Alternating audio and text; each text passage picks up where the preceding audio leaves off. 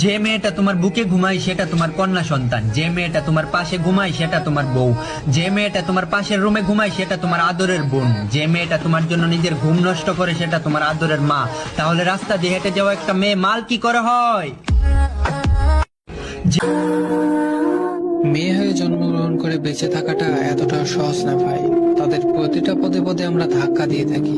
মেয়ে মানে দেখতে একটু শ্যামলা হলে নাকি বিয়ে হবে না, মেয়ে মানে পরীক্ষার ফলাফল একটু খারাপ হলে বিয়ে দিয়ে দেওয়ার হুমকি শোনা, মেয়ে মানে রাস্তাঘাটে বাজে মন্তব্যের মুখোমুখি হওয়া, মেয়ে মানে বাবার মুখের দিকে তাকিয়ে ভালোবাসার মানুষটাকে ছেড়ে দেওয়া, মেয়ে মানে তার নিজস্ব মানুষটাকে ছেড়ে অচেনা একজনকে মুখ বন্ধ করে মেনে নেওয়া, মেয়ে মানে 18 বছর বয়সে পরিবারের কাছে এক বিশাল বোঝা হয়ে ওঠা, মেয়ে মানে বিয়ের পর মেয়ে সন্তান জন্ম দিলে সেই নিয়ে পরিবারের কাছে খোঁটা শোনা, মেয়ে মানে সারাদিন খেটে যাওয়ার পরেও সারাদিন কি করে এই কথাটা শোনা, মেয়ে মানে শত শত অত্যাচার সহ্য করে শ্বশুর বাড়িতে পড়ে থাকা, মেয়ে মানে হাজারো অভিযোগ থাকা সত্ত্বেও সব হাসি মুখে মেনে নেওয়া, ভালো না থাকার পরেও ভালো থাকার অভিনয় করে যাওয়া যন্ত্রণাটার নামই হলো মেয়ে।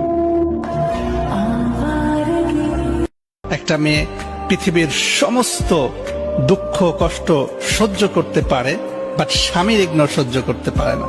পৃথিবীর সবাই তাকে ইগনোর করুক, ডাজেন্ট ম্যাটার। পৃথিবীর সবাই তাকে অবহেলা করুক, ডাজেন্ট ম্যাটার।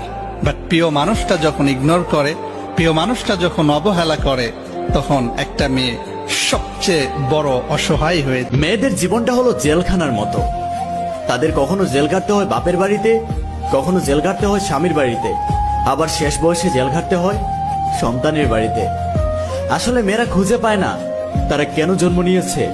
মেয়েরা এটা বুঝতে পারে না তাদের জীবনের মানে কি। সত্যি মেয়েদের জীবনটা অনেক কষ্টের।